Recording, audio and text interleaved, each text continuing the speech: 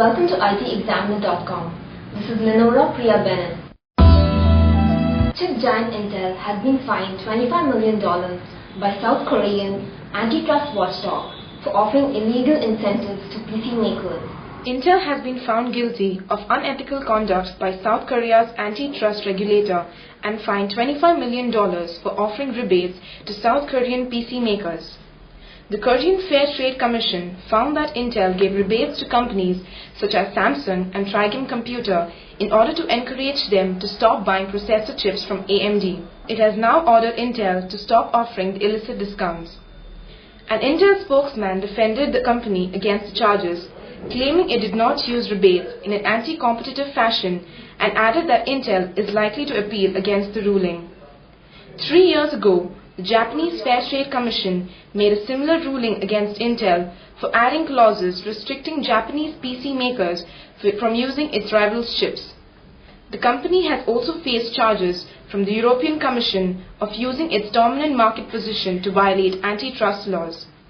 In a statement, Intel's chief rival, AMD, said it welcomed the ruling. Chip maker AMD has launched new processor design for use in laptops. AMD has announced a new range of processors for notebooks. The chip was codenamed Puma, but will be officially known as the Turion X2 Ultra Dual-Core Mobile Processor, and will obviously require very small printing on the chip if the whole name is to be included on it. The Turion comes with a new technology called Power Optimized Hypertransport 2.0 and a new memory controller optimized for notebook use. But this is not just a CPU announcement. It is a platform announcement because the chip is supported by the AMD 7 chipsets M780G and SB700, has integrated ATI Radeon AD3200 graphics, and supports Microsoft DirectX 10. Broadcom, Atheros and Ralink are providing support for technologies like 802.11n and 3G. A new detector that can identify Wi-Fi networks from up to 5 miles away is causing concerns to security experts. A new Wi-Fi system with a range of 5 miles has got IT security companies worried about the lack of security in firm systems. The device is currently operating on a line-of-sight basis, but the company behind it, HD Communications from New York, says more powerful devices are on the way. A lot of modern routers support the up-and-coming 802.11n technology, which is extended range. Company IT departments are often not aware that they might be in for a surprise as criminals try to hack in to surf and download for free, or even hack a company's network and set up infected pages. Many companies fail to change a router's default password, which in most cases is admin, making the criminal's job easier. HD Communications' new router can bridge a signal in urban settings for around 5 miles and up to 30 miles in ideal conditions. Mobile phone company Samsung has aggressive plans for expansion in India and plans to relegate Sony Ericsson to third place in the next few months. Samsung is also planning to open another 300 retail outlets in the country. Samsung India has established a new team to sign up distribution channels for its handsets as part of the company's plan to double its market share by the end of the year. The company is looking to add an extra 300 retail outlets across the country. Samsung overtook Motorola in India when its market share rose to 7% earlier this year, and the company is now aiming to knock Sony Ericsson back to the third place as it expands into rural areas of the country. The company is developing new handsets specially for the Indian market, including such features as support for text messages written in English, the Hindi-English hybrid language. Samsung is hiring an extra 300 engineers for its R&D operation at Noida, and the company is also recruiting engineers for its Bangalore Quality Assurance Labs.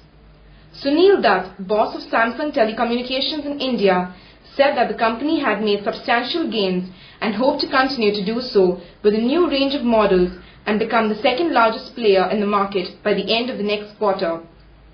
Samsung currently has a manufacturing capacity of 7 million units.